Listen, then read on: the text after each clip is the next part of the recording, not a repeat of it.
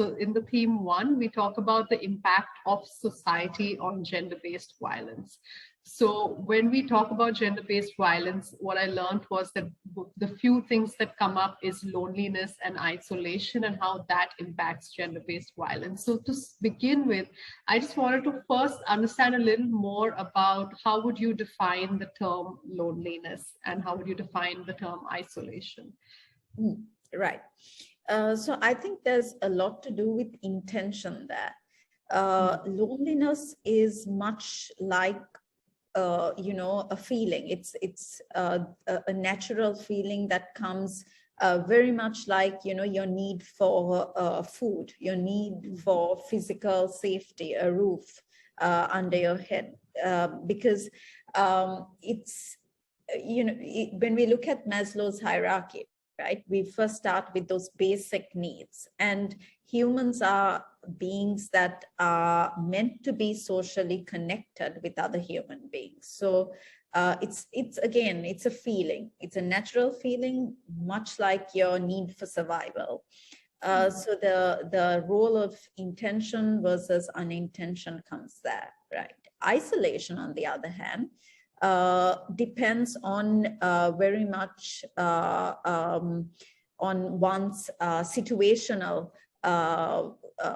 kind of stance or circumstances. So it could be that one is in a situation where they cannot interact with someone, right? And that could be due to many reasons. So it could be intentional because they have no choice.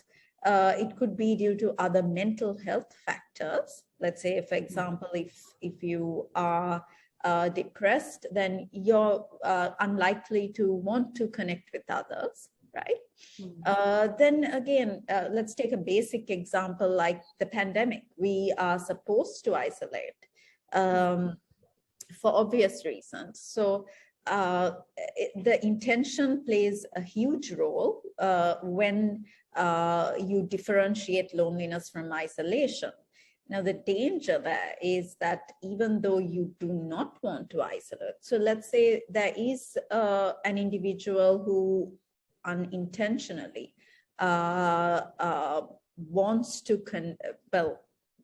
intentionally wants to connect, but unintentionally they're forced not to, then there's a problem there. So it's a lot to do with intention.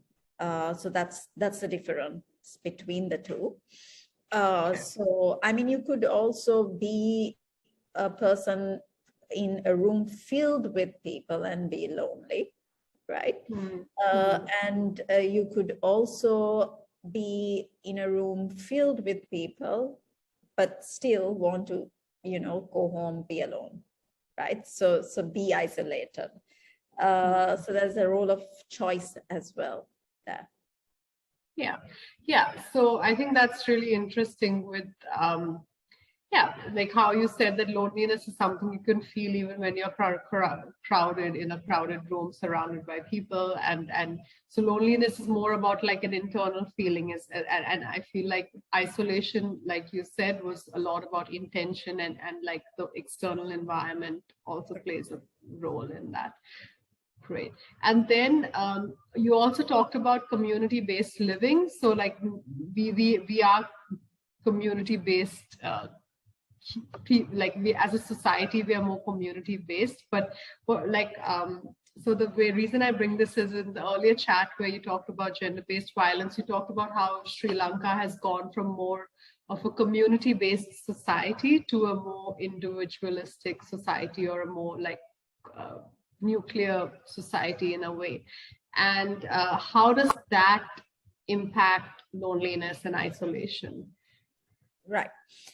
So I think the whole, to answer your question, we have, so formally, Sri Lanka was, like you said, very socially community-based. So everybody would help each other, but with globalization, and the materialistic culture, right? Everyone's in the rat race. Everyone's kind of perhaps even trying to, make living out of their circumstances, so on and so forth. So it has become this competition in terms of, sometimes you see there's competition amongst families, right? So there's less focus on building societies and more focus on, your own family. So the family dynamic comes into play there. And based on that family dynamic, so the shift has been on, okay, how do I, get my family perhaps on climbing on that social ladder, and there's less focus on community building, and that's sad, because if we are as a society to thrive, then we need to pay attention to everyone, because let's not forget that Sri Lanka has been through a 30-year civil war. There has been a tsunami. There's been the ISIS attack. So if a community is to move forward, then we need everyone taking part in this. I think it's a duty by all of us to make sure that we leave no one behind. And I think that is very important, because we do not think about the multiplier effect there. So we think that, okay, it's just one family, how could I make a difference? No, one does not understand how perhaps things like maternal deprivation or privation could have an impact on the economy in the future. So if there's time, I can just explain that. Sure. So if we look at Sri Lanka as a society and from an economic perspective, we earn most of our income as a country by migrant workers, right? So we have the migrant workers going to the Middle East, and that's how the country earns the major source of income. Now, that means that a lot of women, there are men that go as well, but majority of them are women. Now, when they do leave, who takes care of the child, right? So there's you could call it deprivation, right? Or privation. It could turn into privation, right? Which is abandonment, because sometimes if you're with, let's say you're left with your husband, he may find another partner, and so then the child gets neglected, right? And that has a whole different impact on the child and the child's development. And in terms of deprivation, we all know that even Dr. Gabe Mate talks about this, the role of the mother during the developmental years of the child. And everybody needs, especially children, need to be held. They need to be cared for when they cry during the first 5 years of one's life. So when your mom is not around, right, we could call it deprivation, because nobody's there to help the child. So there's a lot of neglect. So most of the time in Sri Lanka, what we see is that they're left with their grandparents, right? And that leads to neglect, isolation, I would say 80% of the time. So how does this affect the economy? Well, most of the time, the children are neglected. They don't go to school.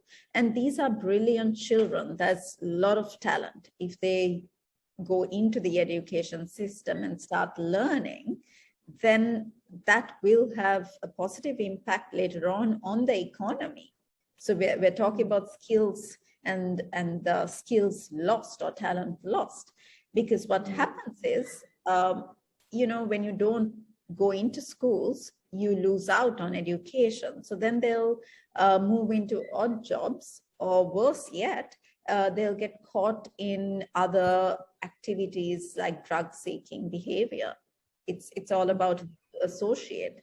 And if there's no one to look after you, then you're more likely to engage in those risky behaviors. And we all know how that turns out once you learn through association and you find perhaps illegal activities rewarding, then it's very difficult to kind of unlearn those conditioned learned behaviors. So it does have an impact on the wider economy, and we can see that happening over time.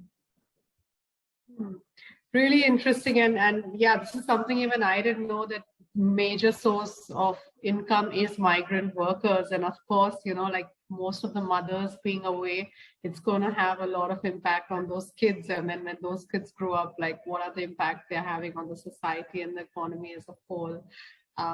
Yeah, really, really interesting. And then the next question is, like, how does all this then connect to gender-based violence? So either with women or girls, or even with men, like how are all these issues, this isolation, this loneliness? Because what we're hearing is that loneliness and isolation can start very young in life with neglect, right? And then, as those kids grow up, or even just women who are there, how is it impacting gender-based violence? Okay. So, when we talk about gender-based violence, it's very important to acknowledge that it's not only women, it's women and children. So both sexes. We're talking about men, we're talking about women, we're talking about boys, girls, and also the LGBTQI community. So it's a wide, I would say, demography we're referring to. So sorry, let's just track back a little bit. Could you first define what is gender-based violence and why is it termed as gender-based violence? So right. So I would say that when we speak of gender-based violence, it's always centered around women. Because at the initial stages, it's a very, I would say, Sri Lanka, if we take Sri Lanka, it's a very patriarchal society. And the role of the woman is to, look after her kids, look after the house, cook, clean, and, it ends there. But of course, with time, society has changed. So women are in the workforce. However, we do still see that even despite some women being educated, those gendered norms which were there previously, they remain the same. They continue to be there. And I think that's deeply entrenched in the way we perceive our society and the people around us. And also I would say it's deeply entrenched in our cultural and societal upbringing and roots. So conventionally, gender-based violence was solely towards, how a woman was being treated. But now we are seeing post-COVID and even before COVID, we are seeing different forms of abuse, even when it comes to men and children as well.